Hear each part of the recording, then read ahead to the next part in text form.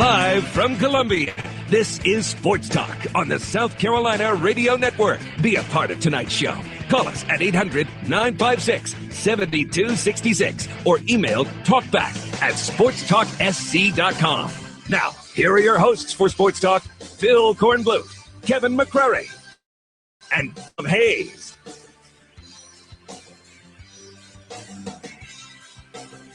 And good evening, everyone. Welcome back into Sports Talk, South Carolina Radio Network on a Friday night. It's a football Friday night in South Carolina. We have got games. There were a few games played last night in high school football in South Carolina, but tonight is official, week 0, as we are on the field, getting after it. Scores galore around the state tonight. Well, not really galore because it's a limited schedule tonight, but at least it is something.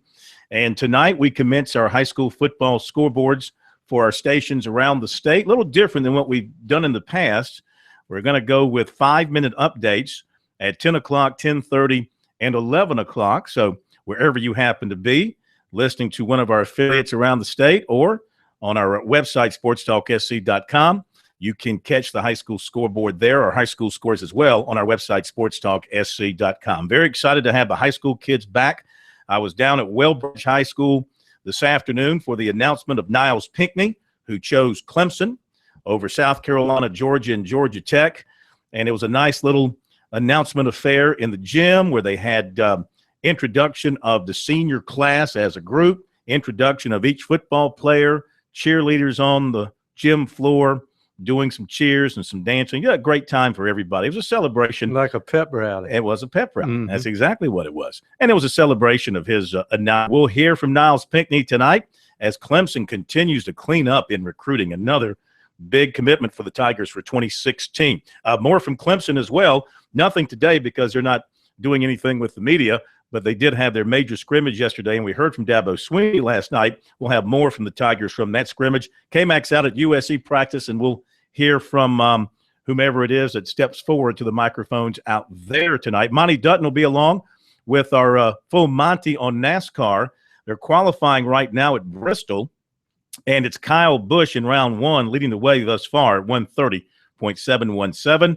Over in Greensboro, it's going to be a heck of a weekend because Tiger is tied for the lead. That's all anybody cares about. The heck with anybody else in contention. It's all about Tiger.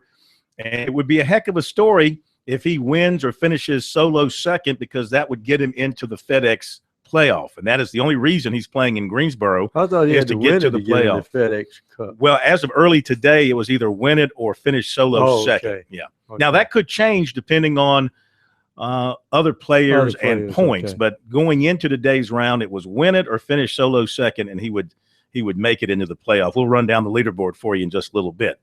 And got a little NFL preseason action tonight. Panthers play tomorrow night at home against Miami. Mm-hmm. And what else we got? Baseball races. Braves are, the Cubs are in contention, but the Braves are not. But the Braves are beating the Cubs as of a little while ago. Last time I checked, Braves were up on Chicago. Nope. Tied up. 4-3 Cubs. Okay. And the South Carolina Little League team in the Little League World Series 4-1 lead in the is third. Winning. Yeah. All right. So we got a lot going on. We'll dive into it head first in a moment.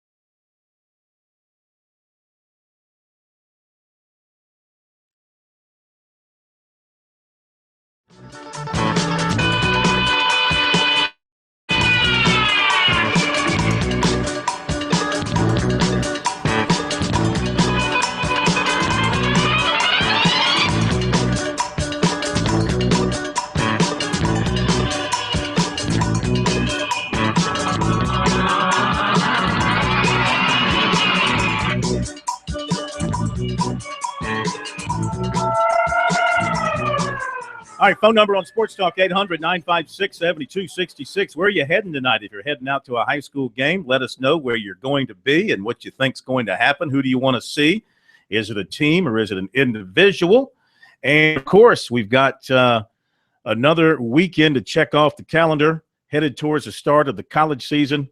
And your thoughts on USC, Clemson, or any of the other teams around the state that you're following at this stage of camp. If you have any questions or comments about what you've heard or seen or read about your team, your favorite team, or maybe your least favorite team, feel free to join us. 800-956-7266. We will have some time for your phone calls tonight here on Sports Talk as we work in a number of different things. David Shelton will be here in 10 minutes for our preview of the high school games tonight. We'll hear from USC, from their practice. We'll hear from Clemson, from their scrimmage. The interview with Niles Pinckney as well coming up for you. And Monty Dutton, the full Monty on NASCAR. So we've got a lot for you. Enjoyed the trip to the coast, being at Charleston Southern, being at the Citadel, and then being with the Citadel folks yesterday. Next week, on Monday, we go to Newberry. On Tuesday, we go to Furman. On Wednesday, we're back here for a DNR, our DNR feature on Wednesday night of next week. Thursday, we're at Coastal Carolina next week. And then Friday, back in Myrtle Beach for the Chanticleer Foundation fundraiser at the Myrtle Beach Sheraton Convention Center. We'll be there for that. So we got a lot of great stuff ahead.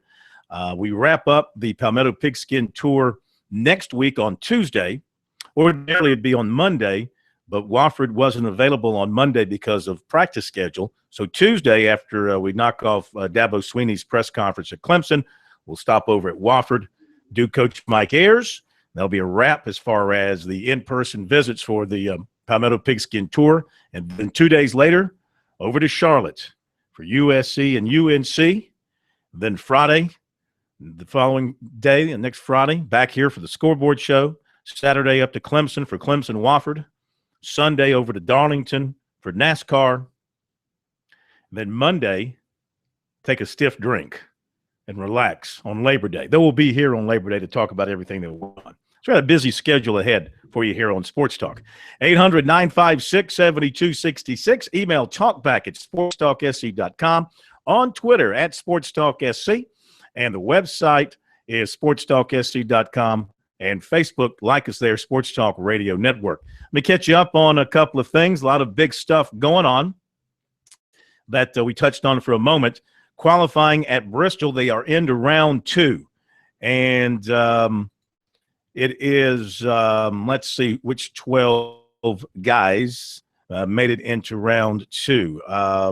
Looks like it's Kurt Busch, Kyle Busch, Carl Edwards, Denny Hamlin, Kyle Larson, Brad Keselowski, Justin Allgaier, Ryan Blaney, Austin Dillon, Casey Kane, Dale Earnhardt Jr., Martin Truex, Jamie McMurray. Those are 13 cars that have timed out so far in round number 2. I'm not sure exactly.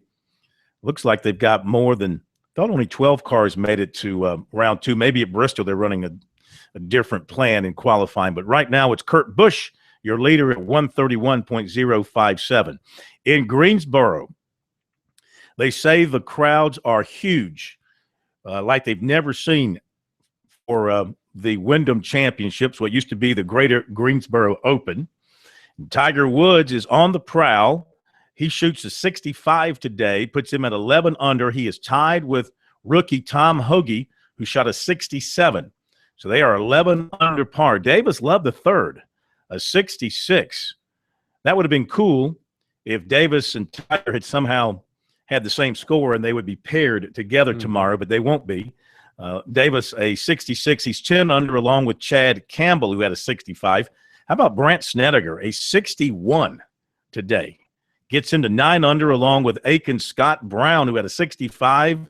Greer's Bill Haas had a 66. He's at 9. Nick Watney, a 65. He's at 9 under. Carl Peterson, a 67. He's at 9 under. Bill McGirt, who had the first-round lead after a 62, he slips to a 70. He is at 8 under par. The projected cut, and there's still a few folks still out on the course, The projected cut right now is -3. And right now, 70 golfers are sitting inside the cut line. Some other scores of fellows that we follow. Ben Martin's in good shape. A 67 puts him at 6 under. Webb Simpson's at 6. Sam Saunders a 69. He's at 6. Lucas Glover a 70. He's at 4 under. Ernie Els had a 70, -3. Jonathan Bird a good showing. He's at 3 under after a 70. And Boo Weekley's at 1 under. Ricky Barnes had a 66 today, left him at +2. So it will be huge for this tournament, huge for the PGA. If Tiger is making a run on Sunday, big for the TV ratings. Let's face it. I mean, though he has looked like a hacker many times this season, he is still, you can say what you will about Jordan Spieth or Rory McIlroy or anybody else, Tiger Woods is still the biggest draw in golf. He creates the biggest buzz. He brings out the most fans, and he creates the highest television ratings. The other guys do okay, but they're not Tiger when it comes to generating the audience. Well, he would like to create this kind of buzz with his play because let's face it, the other buzz was the off the course activities that really brought some buzz, which he doesn't need. So it'll be interesting to see. I would like to know what his physical condition is right now, to tell you the truth, because quite obviously I have not seen him play any this round and wanted to see if he changed his swing or whatever he's doing or if he's actually now pain-free. Well, listening to PGA Tour Radio on my way in from Whale Branch today, listening to their commentary, they were saying that the experts there were saying his swing looks good. It looks like he's been making progress with his swing, working with his latest swing coach, and they had nothing but positive things to say about the way he looked. In fact, he was controlling the driver, and that's the thing with Tiger. If he gets to where he's controlling the driver, then he's going to score extremely well. It sounded like, as they put it, as one analyst put it, he was seeing those windows in the sky where he wants to put the ball. Yeah. Okay. I'm thinking to myself, I play a lot of golf. I never see any windows where I want to put the ball. Mine usually goes out a screen door. He's looking at windows in the sky. Does anything about Spurrier's, I guess his mantra of throwing a guy open, seeing windows in the sky, throwing guys open? Well, I've heard Dabo talk about that in terms of passing, hitting when Taj Boyd was the quarterback, he talked about Taj hitting these small windows. And I'm sure all football coaches, when they talk to their quarterbacks about the passing game, throw it in this window right here where only your guy can get it. But that's what they were talking about Tiger and some of his iron shots today. Apparently he was on his game. And it will make for an exciting weekend in Greensboro tomorrow. That's the thing. We've seen Tiger do this before. He hasn't been able to really put together too often this season, as little as he's played, 4 really good rounds. So we'll see if he's able to keep it going tomorrow. One football note from the SEC, Ricky Town is transferring to Arkansas, which doesn't make a heck of a lot of sense to me. This guy is, he signed with Southern Cal, didn't like it there for whatever reason, and took a trip to Arkansas, and he has apparently committed to, Brett Bielema is talking about it now. So Arkansas put out an official transfer report about it. So it's done. But, Ricky Town, he's a throwing quarterback. And Arkansas is a running offense, and Bielema is a running coach. He's probably sold him on the fact that, hey, son, we can run the football. That play action, you have guys open. And we'll see. That's just an interesting decision by Town. Of all the places he could have gone, end up at Arkansas. All right, coming up in a moment.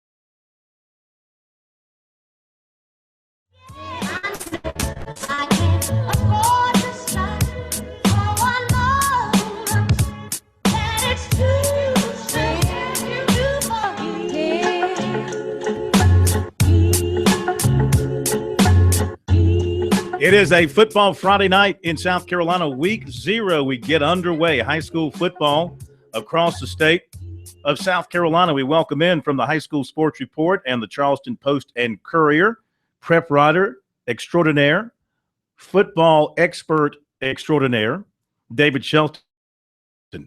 Hey, football, David, good to have you back with us. Yes, happy football. To me, it's Christmas Day.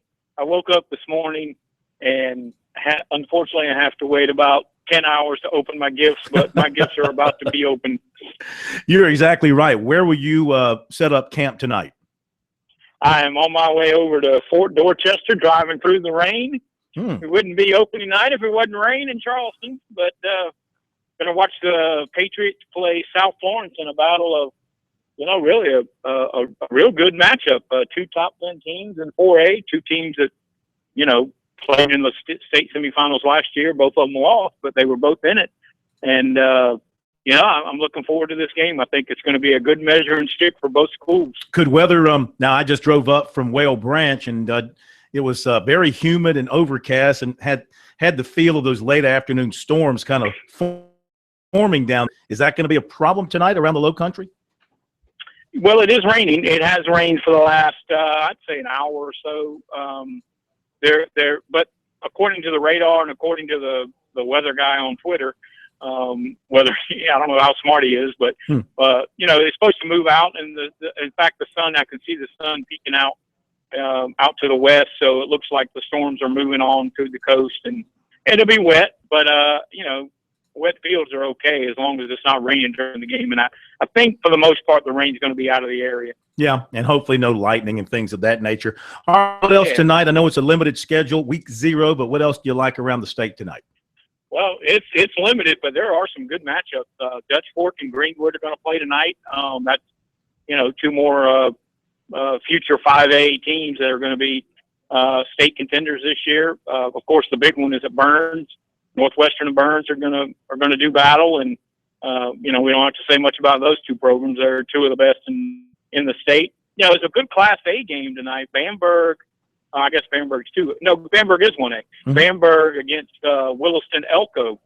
Williston Elko is a team that a lot of people feel like is going to contend for a state title. So, that's a pretty big game, in that area of the state. Another big game is going to be Union County and Gaffney. The over-under on points there is about 90 because there'll be a bunch of points scored, and I don't know that either defense is that good. And then tomorrow night, Saturday night, in that River Bluff showcase thing, Battle of the Bluff, River Bluff is going to host Westwood. That's 2 of the better teams in the Midlands. Westwood, obviously a 4th-year program coming off 11 wins. Huge offensive line, probably the biggest offensive line in South Carolina, and they run the football. So it should be an interesting game there tomorrow night. Absolutely. All right, David, thank you. Enjoy your game. We'll hear from you tonight during our high school scoreboard reports beginning at 10 o'clock, 10:30, and 11 o'clock as well. David will chime in with analysis of some of the top results of the night. David Shelton of the High School Sports Report and the Charleston Post and Courier, and we'll be back in a moment.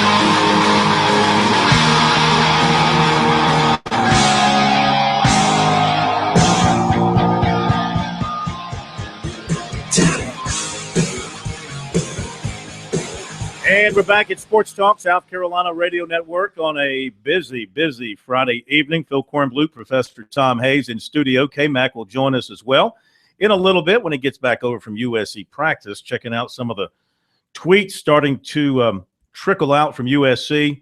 Apparently nothing big from today's practice. Scrimmage tomorrow is closed to everybody. They'll be installing some UNC packages, and so no eyes are welcomed at the USC to watch the Gamecocks in their final scrimmage as they prepare for North Carolina. I would expect, Pro, that maybe after that scrimmage, he didn't say anything last night on his radio show, obviously didn't say anything today. Maybe after that scrimmage or Sunday, Monday, Spurrier may be ready to announce a starter. I don't think he cares about the idea of letting North Carolina know who the starter is. They're not going to have any video on whoever it is anyway. And, I think psychologically it's a good thing for the starter to know he's the starter and to know that the public knows he's the starter, because your starting quarterback, he needs to carry himself in a way publicly when he's on campus, when he's around his teammates, when he's in the locker room. He needs to start thinking that I am the leader, I am the guy. Now I've got to go out and perform. Mm-hmm.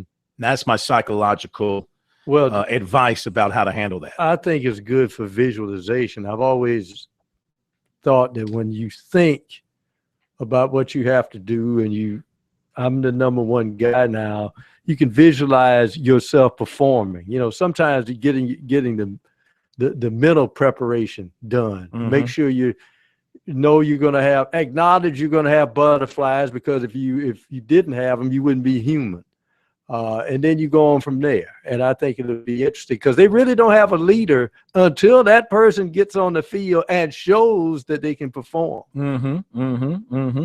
Well, I think that it will be Connor Mitch. That's my guess. I cannot see Scarnecchia or Perry Orth overtaking. Now, look, I can only go by the little bit that I've seen.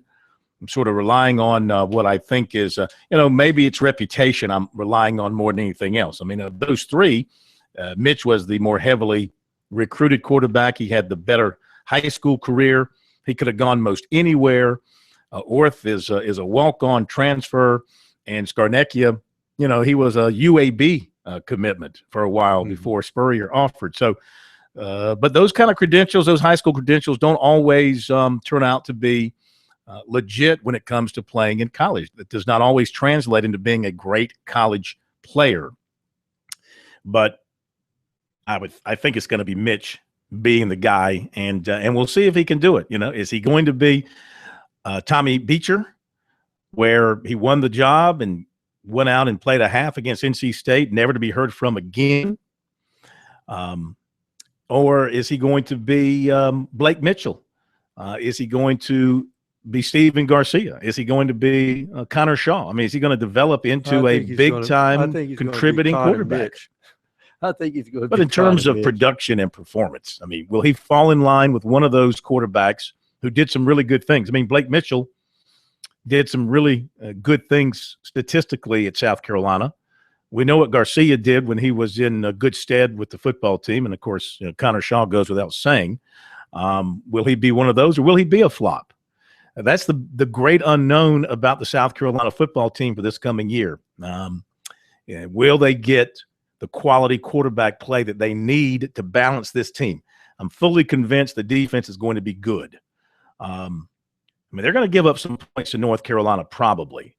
2 years ago when they played North Carolina, they held them to 10 points, I think it was, in Columbia. Mm-hmm. But that was an outstanding South Carolina defense. Go back and look at the players on that defense and, what they did as a unit. The shame of it is for South Carolina, and, of course, there's nothing you can do about it. If you take last year's offense and put it with this year's defense and special teams, you'd have a top 10 football team. I mean, you put Dylan Thompson and 35 points a game together with a defense that I think is going to finish in the top 40 in the country. If they're not, and that's kind of being conservative. I really think they're going to finish no worse than in the top 40 in the country in total defense when it's all said and done. Check with me at about midway through the season and see where they stand. Well, they're they were 98 last year. They're going to cut that at least in half, and I see no reason why they won't. I mean, I like to look at their defense. Well, part of that is because they had the perfect storm. They had no attributable size or speed from the defensive ends, and you had a green secondary. I mean, that's asking for trouble as far as I'm concerned. I would rather have a mediocre secondary and a stellar line than vice versa, because you can't. Even the best defensive back can't cover for 10 seconds. Absolutely, that's impossible. I think the other key point, Phil, is the offense in the fourth quarter, if you find a quarterback, may look better because of Steve Spurrier's demeanor. I think a couple of those games, if you pinned him in a corner, he will tell you he blew those games because he didn't trust his defense. For instance, at Kentucky, if he's comfortable with his defense, he runs the ball down there, throw it in the fourth quarter instead of panicking, and kept throwing, and that ended up costing him the football game. And then overtime, when they fell behind to Tennessee, he started throwing on every dime. I think probably you will see his play calling kind of evolve into what maybe it did a couple of years ago when he said, well, I got a good defense. I'm not going to just chunk it all over everywhere. I think we're going to see that also. Well, we'll hear from whichever coaches or players spoke with the media after practice. We'll have that coming up for you in a little bit, plus more from Clemson scrimmage yesterday. The Tigers went after it real hard, and apparently Dabo Swinney felt pretty good about most everything coming out of the scrimmage. We'll let you hear from Brent Venables coming up, and also one of the Clemson co-offensive coordinators. Take your pick, Tony Elliott, Jeff Scott. We've got both of those available to us as well. So we'll bring that to you coming up a little bit later on here on Sports Talk. Waiting for K-Mac to get back to us from his trip over to you this afternoon. If you'd like to join us, 800-956-7266. That's our phone number. Email is talkback@sportstalksc.com. The update on the Little League game there, Pro. I know you're keeping a close watch on the Little Leaguers from South Carolina. They tacked on a run. It's 5-1 going to the bottom of the fifth inning. So I think they got 2 more miles to go before they can exhale. Mm-hmm. And let's update the Braves game. The Braves are playing this afternoon against the Cubs. Shelby Miller trying to break this, what is it now? I think it's 16 consecutive starts without a victory. Well, I think it's almost 17 weeks without 17. Yeah, it's been 17 weeks since he's won a ball game. Yeah, which is about once a week. Yeah. Well, get ready to add another one to that list. The Braves are losing 5-3. They're in the bottom of the eighth inning. Miller pitched well for a while, and he had the Cubs shut down on one hit, but they got to him with 2 runs in the fourth. I'm sorry. They got to him with a run in the fifth, 2 runs in the sixth, now another run in the seventh. It's 5-3. For his day, Miller, 6 in the third innings, 6 hits, 4 earned runs. He did strike out 8. Braves have gone into the bullpen. 4 relievers have come out of the bullpen so far, which is not a good sign for Atlanta. And they trail 5-3. Braves are winless on this current trip they were winless in San Diego, and this will make them, if this holds up, they will be 0-2 in the series in Chicago. See, if you're the Braves, you know you're rebuilding. The bad place I would be in is the Nationals, where you got all that talent, and there's no excuse for you being at 500. Yeah, but you know what? They're still not out of the race in the East just yet. Be right back.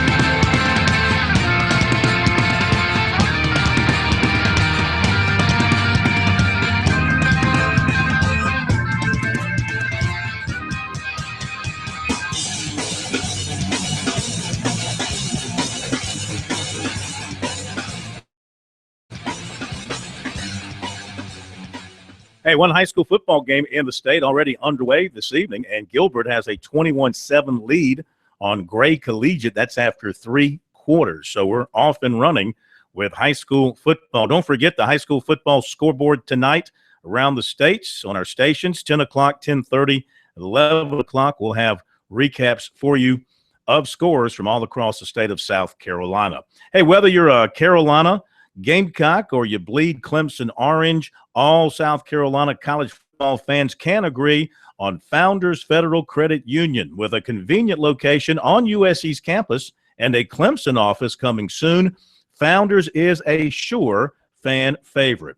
Visit relaxjoinfounders.com to see if you qualify for membership. Again, that website, www.relaxjoinfounders.com. All one word, 3 words made into one, relaxjoinfounders.com.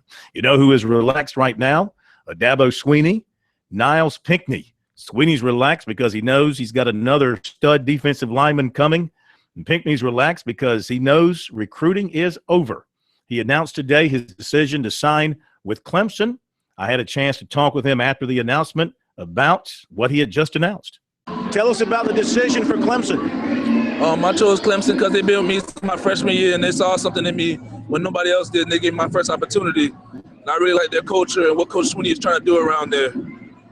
So Clemson being the first to notice you and the first kind of stuck with you and was a big factor in your decision? Yes, sir. Also, every time we go up there, they make me feel welcome. And they show me do something new every time I go up there. What about their plans for you from what they've told you when you get there and how quickly they want to work you into their defensive rotation? Well, they plan to have me make me a better player, and I plan to work hard to change something up there, help make them national championship team contender. And Coach Swinney, we have talked earlier when I called him to tell him I'm committing, and we made plans, and we said they plan on me make big plays on the defense. When did you call him? I called him probably around 12 o'clock, around lunchtime, to let him know, because I think it was a courtesy thing to call the coach first. And what was his reaction? He was happy. He was very loud. He said he's going to go for a jog, and he said he's probably going to run the fastest mile he's ever run in his life. Did it come down to Clemson and South Carolina? Were those the final 2? Yes, but also looking at Georgia Tech, they also changed my mind. Clemson stayed with me the whole way. In your final days leading up to the decision, when did you actually decide in your head it was going to be Clemson? To be honest, I decided today around 12 o'clock because I felt the time coming close. And I remember getting all the head coaches' numbers and remembering to call them which one I would decide, and I decided Clemson to call Coach Swinney. How tough a decision was it, primarily between Clemson and South Carolina, as you were weighing the pros and cons? Well, it was very hard at first because all schools have something I like. But I decided Clemson was the best place for me because they had all the things I needed, and they really are planning on helping me get better as a man and a player. They see you playing defensive tackle or over the center. They tell you specifically where they plan to play you? Well, they're planning right now to play me at defensive tackle, but as of right now, I'll play anything they tell me to. When did Clemson, I know you made the decision today, they offered you first, but in the entire process, when did Clemson really start to emerge as the front runner in your mind? I would say my junior year, and then my last visit up there during the summer. I was there when Coach Swinney's office had talked to him, and we talked to each other, and he told me how he felt about me and what their plans are to do. Niles, what was this day like, this moment like? I mean, you've never had one like it. It was very exciting and nervous at the same time. My mom and dad didn't even know where I was going, so they were kind of worried, and they took a chance of picking the Clemson hats, and they chose right. You plan to enroll early? Yes, I plan on leaving in December. So you'll go through spring ball and maybe get a leg up on some competition and maybe work your way into the rotation early? Yes, that's the plan. I plan to go early and work my way and get stronger and practice with them. What do you think you bring to Clemson as a defensive lineman? I think I bring just hard work, and I'll hustle every play and try to make a play every chance I get. Okay, Niles Pinckney. And take an aspirin if you have a headache after listening to that, because a lot of background noise, typical of something that happens during and right after a high school pep rally inside a small gym where, the sound system was cranked wide open. I mean, they like really wanted to make sure that you could hear what was going on, and they had it jacked up. But anyway, it was a good time for all. Congratulations to Niles Pinckney on his commitment to Clemson. Terrific family. Of course, they had gone through the tragedy this summer of the death of his father's second cousin, the Senator Pinckney, who was killed in the Charleston shooting. So obviously a happy moment for them today.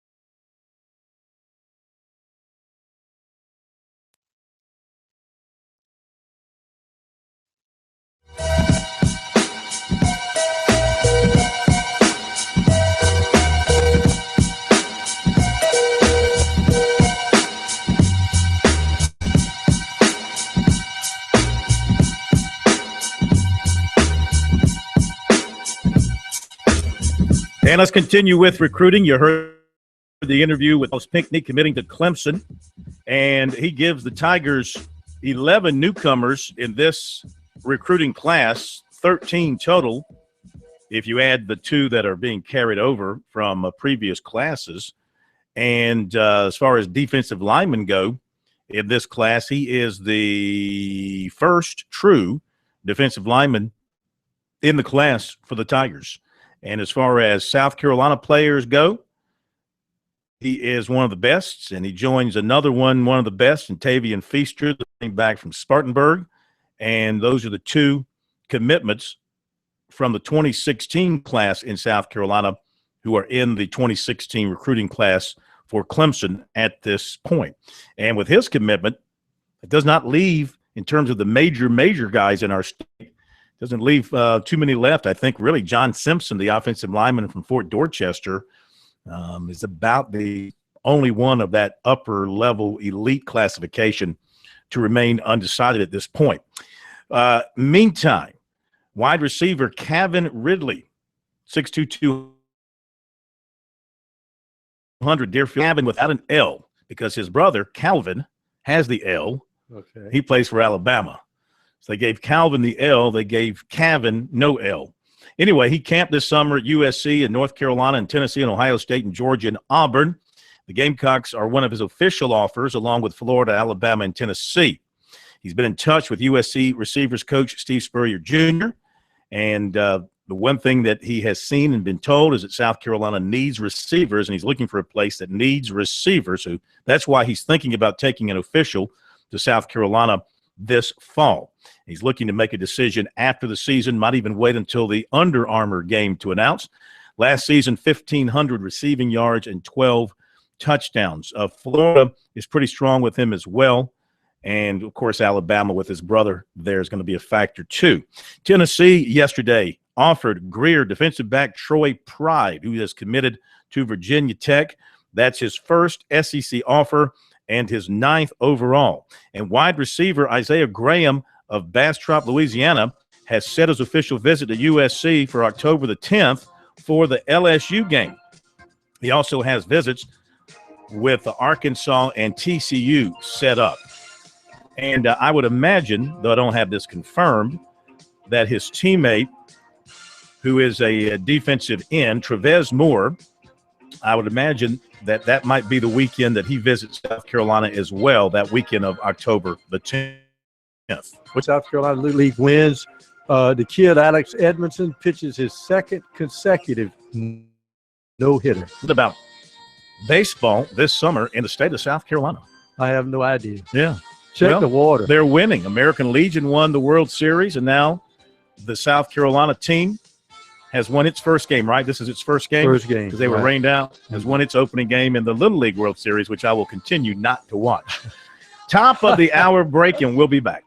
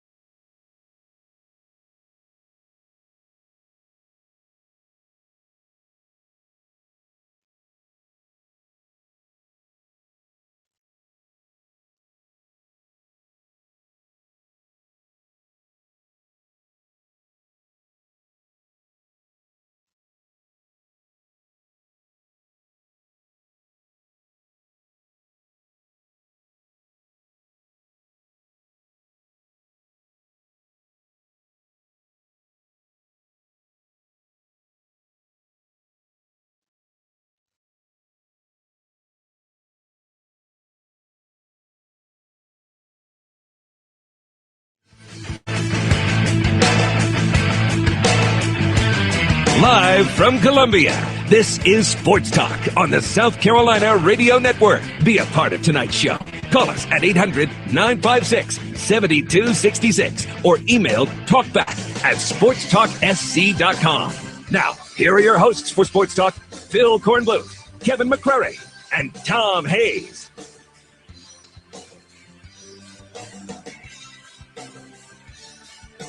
And we're back, hour number 2 of Sports Talk, South Carolina Radio Network. Phil Kornbluth and the professor with you. K-Mac is making his way back from USC. Steve Spurrier did talk today, and so we'll have that for you. And to my surprise, Clemson, I was told Clemson was not doing media today, but they did, and Dabo Swinney was among those who talked, so we'll bring you some fresh Dabo Swinney as well. One note from Clemson practice, freshman corner Mark Fields broke a finger, going to be in a cast for 4 weeks, but not expected to redshirt. Out of USC practice from Spurrier, again, not a whole lot of news.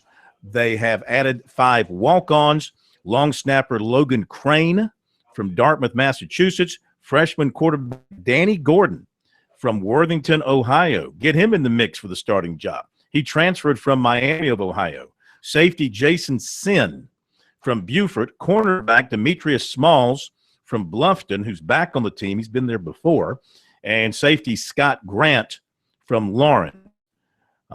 They were both with the team in the spring. Those who were out today with injuries, Antoine Wilder, he's been out all camp with a right knee sprain. Tight end Connor Redmond's been out all camp with a back. And kicker Joseph Charlton's been out with a back.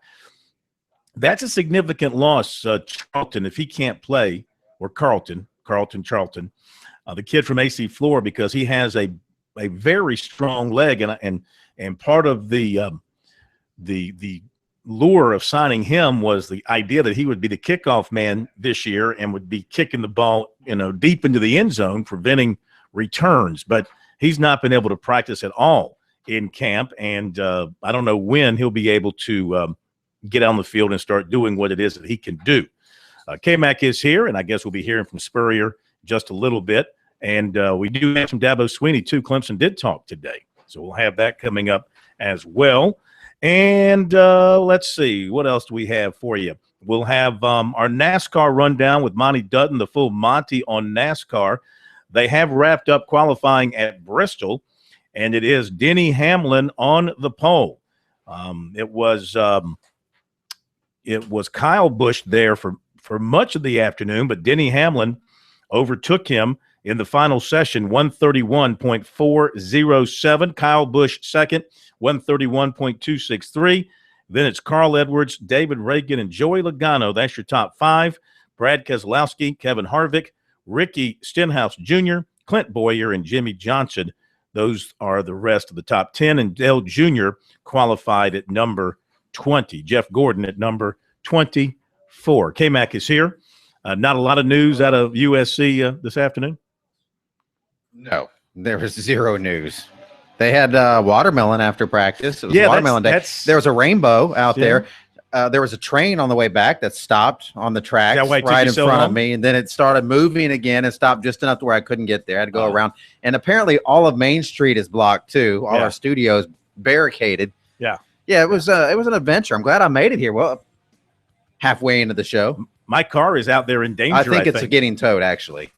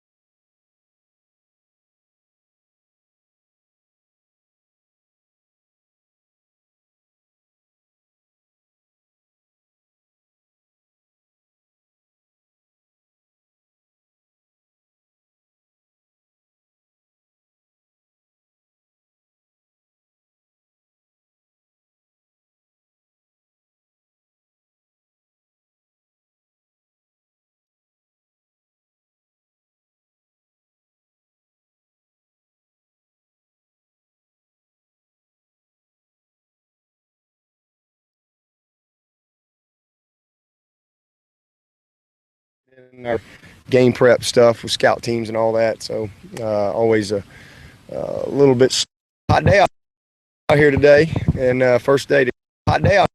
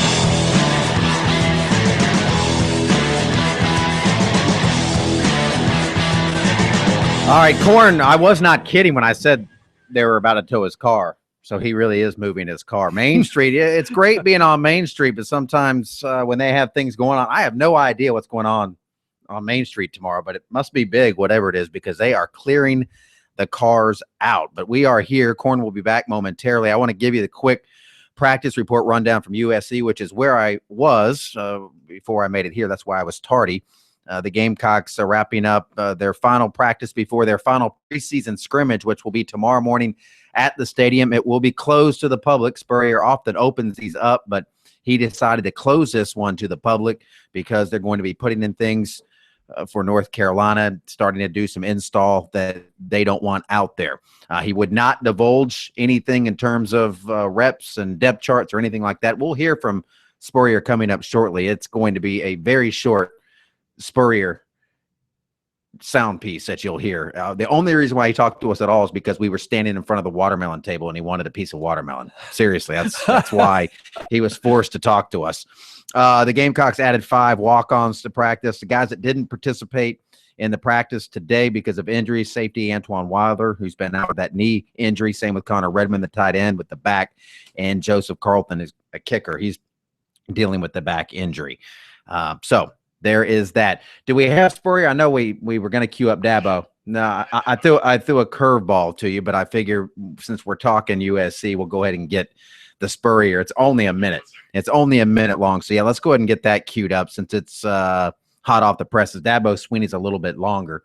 He'll be coming up here. We'll probably have time to do both in this segment, as a matter of fact. But the long and short of it at South Carolina, no major news coming out of their practice right now. And let's hear what the head ball coach said. We just hope to do some things in the scrimmage. We hope to do in the first game. That's the reason we felt like we need to close it. So, but just a normal practice today. Nothing exciting happened too much. Nobody stood at like quarterback wise. Anybody trying to? No, nobody. Everybody had their moments, good and bad, and hopefully there'll be some good tomorrow. Hopefully, all the quarterbacks going to get equal reps tomorrow. I don't know about equal. So one might get 14, one might get 13. So I don't know. How much will Lamar play into that? But they'll all play a little bit, huh? What? That third receiver spot, how much will Lamar matter as far as those guys getting a chance, the third receiver spot? Oh, well, they'll all get to play a bit. Yeah, Pharaoh won't play much, but the rest of them will play a lot. You said last night Carlton Hurd kind of had the inside track for that position. Third guy, second guy, third guy. Yeah, probably. Yeah, if we were starting 3 wide receivers, he'd be one of them. Yeah. All right, nothing else happening. Nothing else happening. All right, Steve Spurrier, I'm back.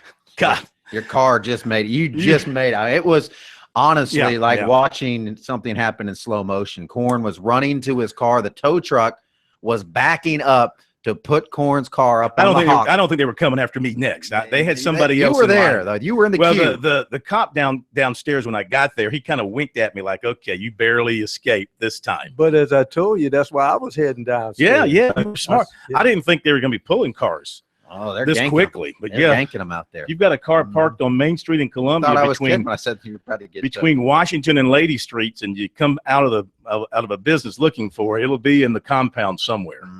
Because it's getting picked up. All right, Steve Spurrier, not much to say. What else can he say until after tomorrow? We were talking earlier before you got here, and I think that maybe after tomorrow's scrimmage, depending on if he sees somebody who has a dominating scrimmage at quarterback, he might just come on out and say, that's my guy. Or if not, after they watch the film over the weekend, maybe by Monday, he might be ready to crown somebody as the starting quarterback moving forward. Somebody's got to take the first team reps when they're preparing for North Carolina. You can't get two guys ready, but you got to have two guys ready, but one guy's got to be the guy. And we all know who that guy's going to be.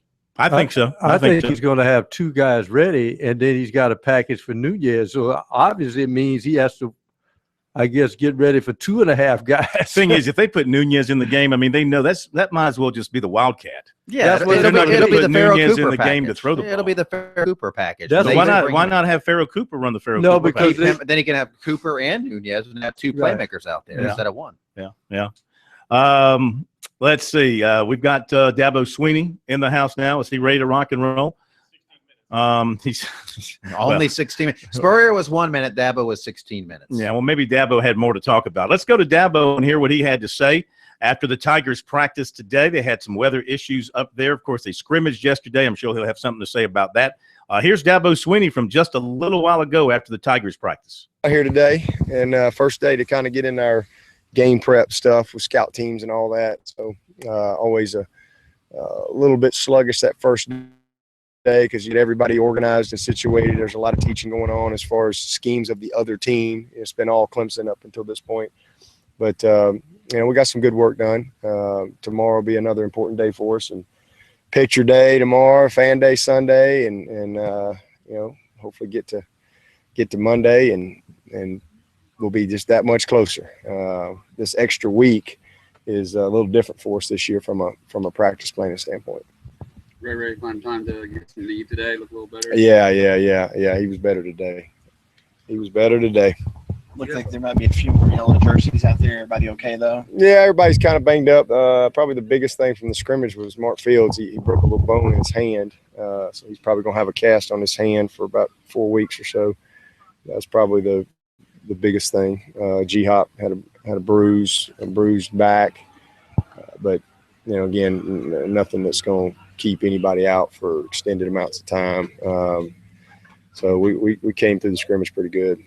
Do you know what you're going to do about next week as far as scheduled practices? Yeah, we'll practice Monday and Tuesday. Wednesday will be a day off the field. It'll be a classroom day, meetings, and then we'll practice Thursday and Friday. And then Saturday morning will be meetings as well.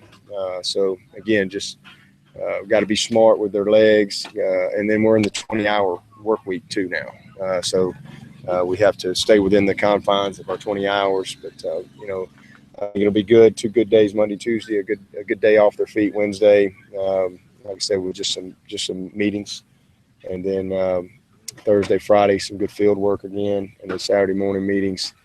And then Sunday we'll officially start game week for us. Do coaches like having that extra week, or should I just get? I've always been one. When school starts, I'm ready to play. Let's go. But it's just different. I mean, we're not ready to play because the camp was a little shorter, and so because we've got an extra week of school, so there's still things that we got to get done that from our checklist and our installation that there's no way all of it done in that camp time. So we need the time. There's a lot of things we got to get done between now and next week. We've got our Beanie Bowl game next Friday. That's always a big kind of the final piece of preparation as far as all the things that we try to cover. This first game, you never really feel like you've gotten everything done, but you do all you can. And So we got a lot to do to prepare the team, and then culmination with the Beanie Bowl on Friday, and all the many situations that we cover through that. And when that's over, then it's about really getting them fresh, and they will have already had, significant amount of game prep time with Wofford. So, that last week is about polishing. Game plan will be in, really owning the plan, getting better, and again getting them fresh and ready to play. Where do you stand as far as red shirt season? We're gonna meet again Monday, and we've got several guys that I think we've made the decision on. If you want to ask me about one of them, I'll tell you. But then we've got others that are we hadn't made a decision on. Garrett Williams. He's gonna play. He's gonna play. Go ahead. All right, Dabo Swinney from his meeting with the media after practice this afternoon, and so we head into the weekend with Clemson not having a scrimmage tomorrow, and South Carolina having their last major scrimmage. Again, that will be closed to the media and to the public. We'll be there to cover Spurrier's post-scrimmage comments tomorrow morning, and we'll have it up on our website for you, sportstalksc.com. Back in a moment.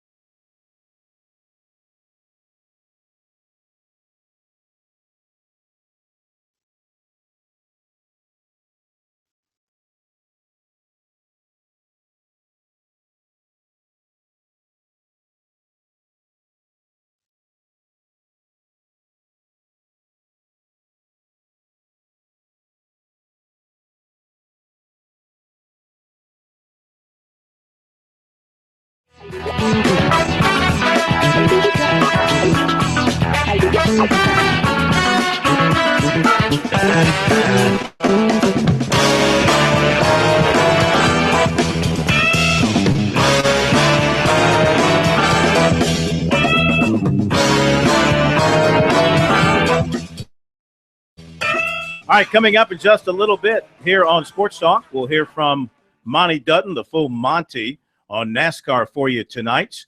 And another recruiting note that I've just run across, a 2017 basketball player from Daniel High School, Anthony Oliver, offered today by Clemson, according to his AAU coach, Austin Reed. He's put the word out there that Oliver has picked up his first ACC offer, and he expects more to come for him. And Clemson, the first one to step up with the offer for that young man. All right, coming up, we'll have Monty Dutton for you, as I mentioned, complete breakdown of things at Bristol, what to look for at Bristol, what it's like to watch a race at Bristol. And if you just tuned in, Denny Hamlin won the pole at Bristol this afternoon in qualifying. And also we'll give you a little bit more from Clemson from their scrimmage yesterday. From the defensive side, we'll hear what Brent Venables had to say about the play of his defense in that scrimmage last major look at the Tigers in camp. Now they turn their full attention towards getting ready for Wofford. And don't chuckle, even though, as you heard last night from Eli Johnson and Chuck Reedy, I mean, player to player, Clemson will out-talent Wofford at every position. But the great equalizer for Wofford to some degree is that triple option offense, and that can make the most superior team look, I'm not going to say inferior, but they can sort of level the playing field by if they execute their offense well and not turn it over. I mean, you know how those triple option offenses are. They just keep running it until they bust a big play or two on you. Well, not only that, but you may get 4 series in the game if you can't stop them, because they're not going to. Because Mike Ayers will go on 4th down if it's within a yard and a half, 2 yards. 4th down, I don't care if it's this side of the field, he may go for it. And so that will be the key for Clemson's young defense, is to stop them, keep them in 2nd and long. And that'll be a key for them. And, of course, for a team like Clemson, it makes perfect sense to play Wofford, not everybody, because they got to look at Georgia Tech, which is a different option, but at least it gives them the option look. I'll say this. One thing you worry about with Clemson, we've talked about it over and over, is depth on that defensive line. And when you play a team like Wofford and Georgia Tech, the bottom line is going to be dealing with a lot of cut blocks with that triple option. And you hope that nobody, first game out there, you're trying to get through without a major injury. It's a game that you're going to win if you're Clemson. No disrespect to Wofford, but Clemson is going to roll there, should roll there. They're going to win.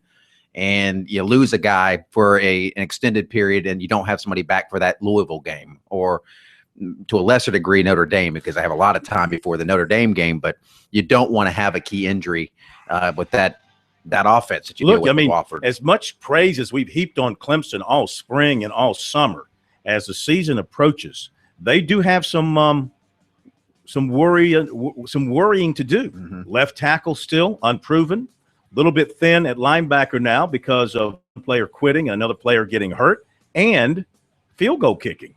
What's it going to be like with a walk-on who's never kicked in a game like this before?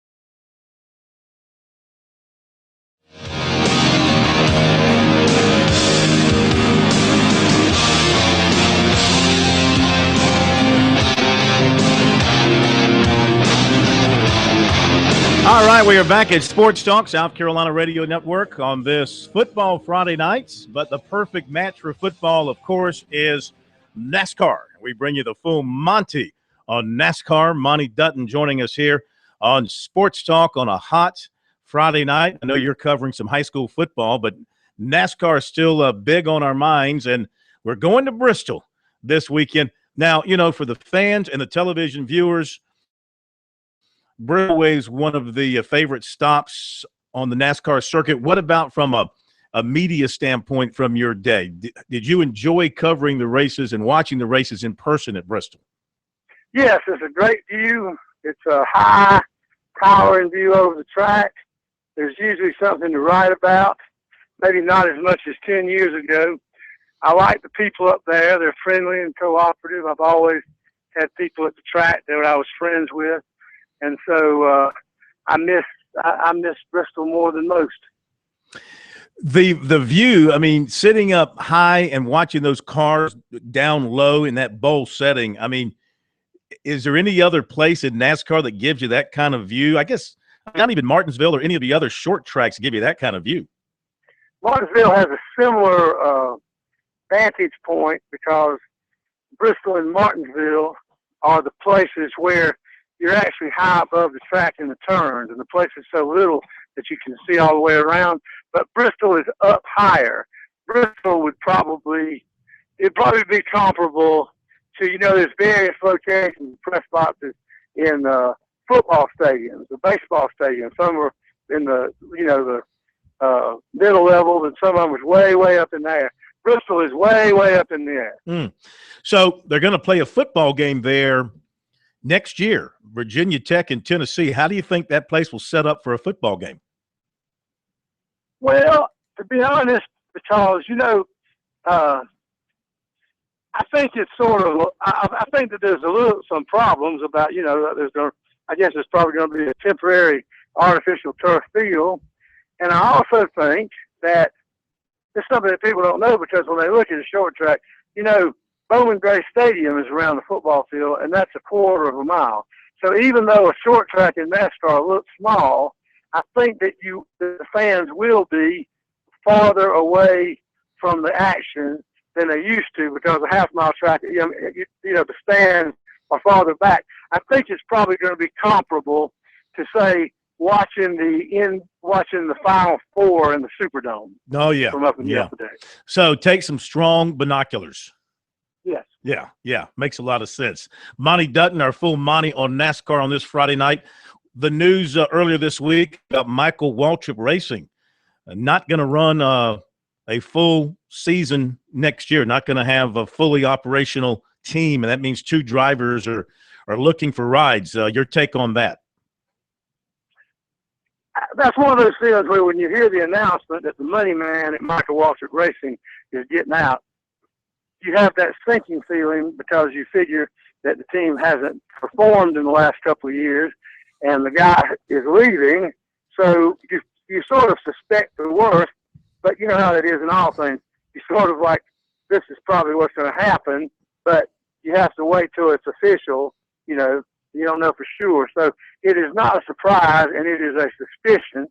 Mm-hmm. I expect that Clint Boyer, the likelihood, he's already announced that he wasn't going to move with over to Ganassi Racing. So I think the likelihood is that Toyota is going to invest in the Furniture Row team that's in Colorado that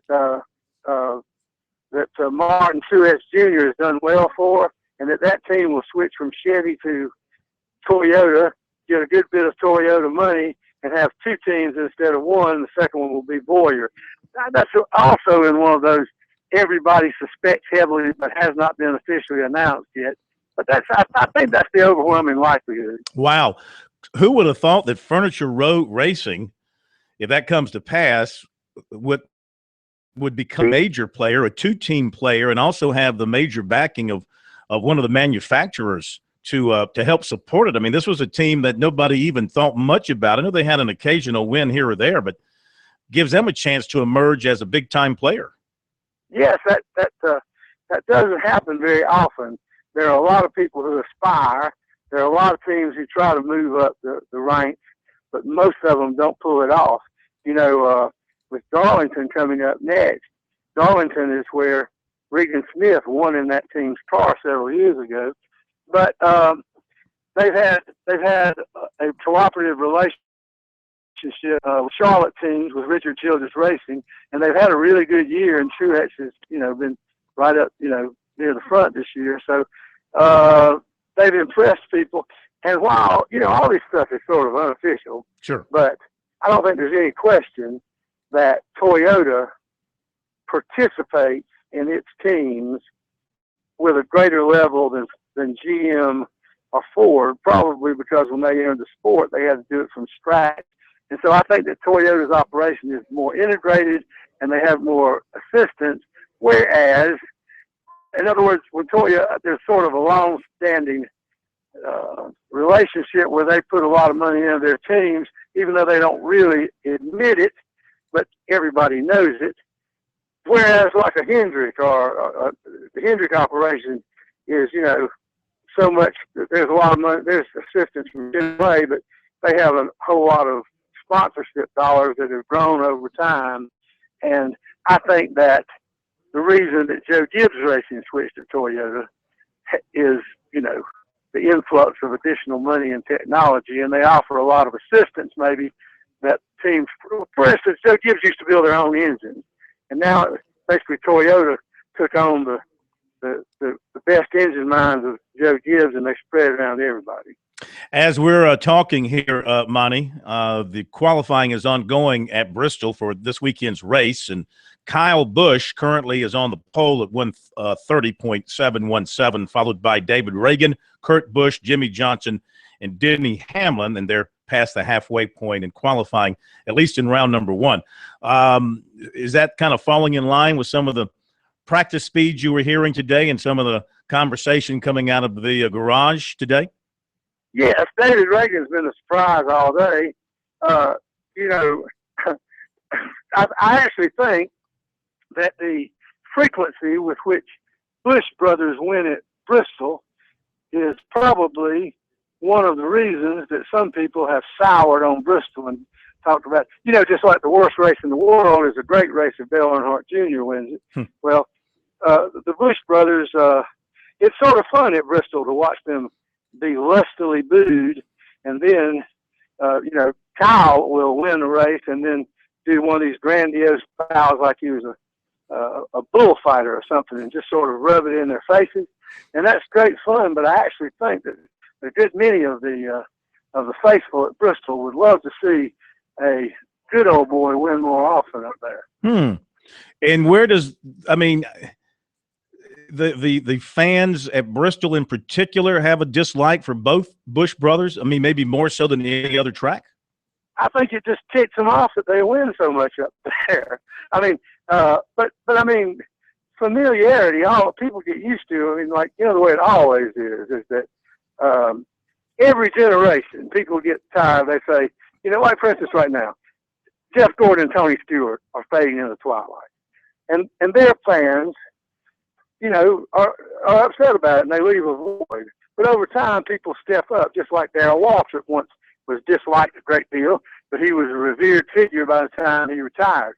The bad thing is that a lot of times in racing, by the time the guy gets beloved by the fans, he's not winning as many times. Yeah, you're right about that. Last thing, about 30 seconds. This is a hard race to handicap because you can, get knocked out of the race at any point in time with all the tight racing. With that being said, who do you like? Oh, I think Kyle Busch is the favorite. But, that's the oddest thing about Bristol. I've never really understood it, but Bristol is a place that you would think would be almost random, but people always master that place. She had it one time. Darrell Waltrip had it. It seems like that. I'll tell you the secret Bristol. The secret Bristol is for the first 450 laps, staying out of trouble, and then knocking the heck out of everybody in the last 50 when your car's saved. Okay, Monty. Have a great weekend. Thanks. We'll talk to you next week. All right, Phil.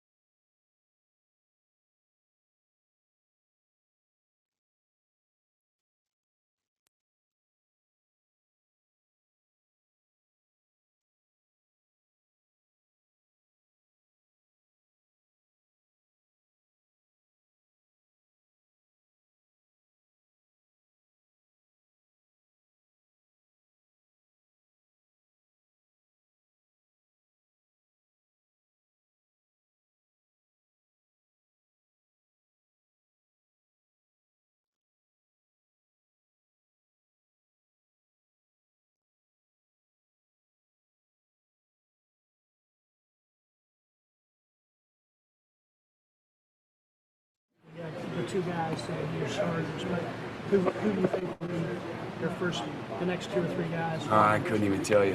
Honestly, I have no idea. I have no idea.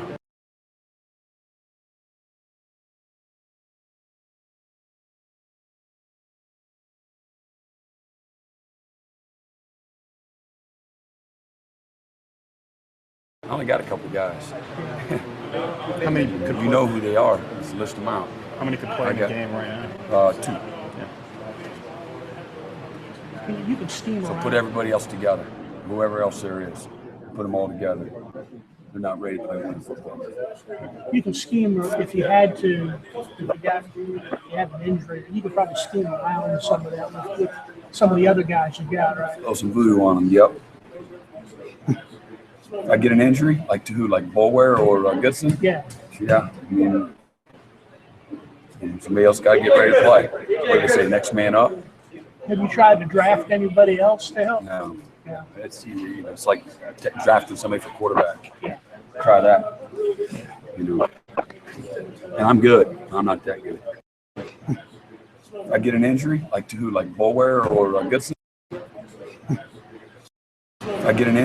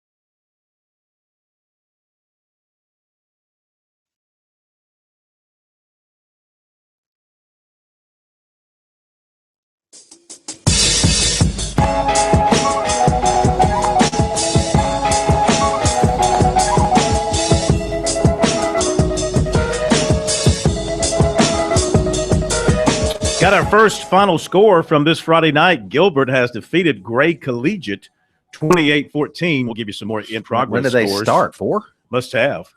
Give you some other in-progress scores coming up in a little bit. But we want you to hear from Clemson defensive coordinator Brent Venables. This is the scrimmage yesterday. And you know that we touched on this a little while ago. They are a little bit thin at linebacker with the injury to Corin Wiggins and the retirement of Corey Rogers. It's left him all of a sudden looking for some players at that position. And as you hear him talking to reporters after the scrimmage yesterday, he just can't snap his fingers and find people to replace people for whatever reason. I get an injury, like to who? Like Bulware or Goodson? Yeah. Yeah. I mean, somebody else got to get ready to play. What do they say? Next man up. Have you tried to draft anybody else to help? No. Yeah. It's easy. You know, it's like drafting somebody for quarterback. Yeah. Try that. You know.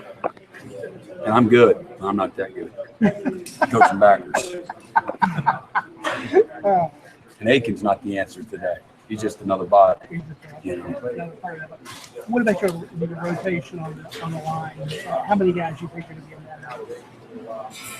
that? 5 inside, probably 4 for sure. Maybe a 5th, and then at the end, maybe 3. And is that at least a comfortable level for you going into the season? Yeah. Who the 5 inside now? DJ Reader, Carlos, Christian, Pagano, and possibly Rod. And then maybe Huggins might be in there. He'll. Is he kind of a hybrid kind of guy? No, inside. Either him or somebody else. Oh, or somebody else. Yep. Coach mentioned for a defensive end out there. And Rogers. Shane Rogers got the defensive end. His body right now. Just the body. We got work to do. He knows it. He's played there. How many do you have at corner? We got a solid 2 deep there. Solid 2 deep. So you got McKenzie and Cordray, Adrian Baker, and Ryan Carter.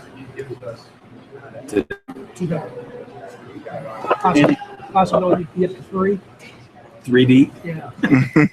Like, what do you expect out of your threes? I mean, 2 deep is enough. Yeah, I mean, this is like a very gray area question. Okay. You know, there's Marcus Edmonds, Rocket Travel, and Mark Fields mine. You know, but you said they had to play for the ones right now today. You know, Edmund would be further ahead than Fields. But he's missed a lot. He's been banged. Fields definitely play, you think, this year? Or you still consider it? I don't know. I mean, we'd like to play him, but he's got to show he's ready to play. Coach Lee said that with the 2s against your 1s, the guys dominate the U.S. I thought there was 3 or 4 plays, maybe 5 or 6 plays overall today. We played dumb football, just dumb football. No question.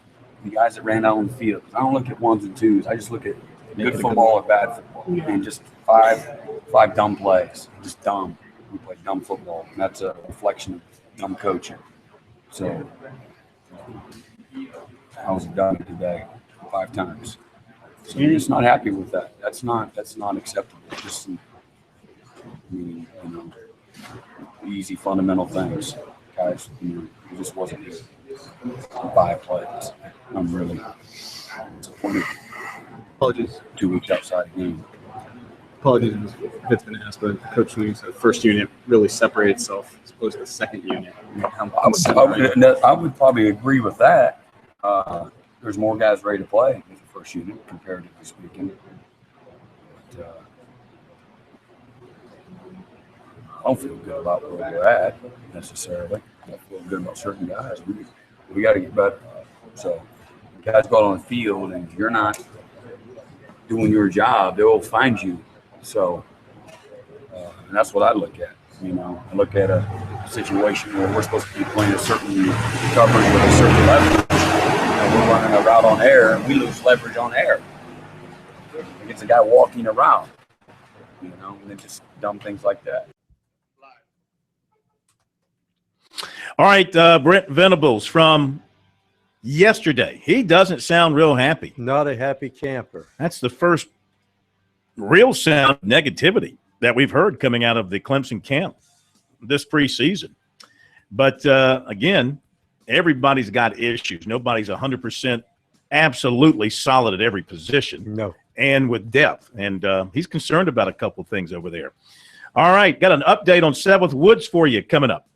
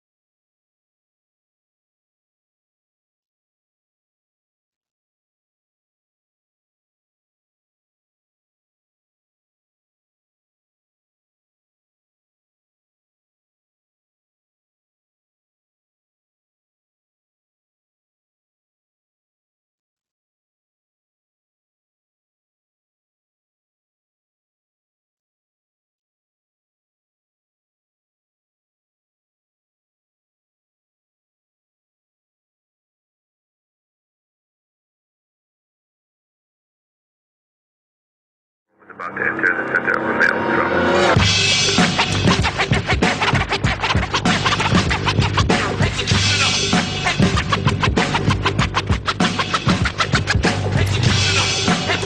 Earlier in the week, we told you from talking to his coach that Seventh Woods had his list down to 4 schools, but he wasn't ready to go public with it. Well, he went public with it today up in New York, where he's playing in an Under Armour event, an all-star event.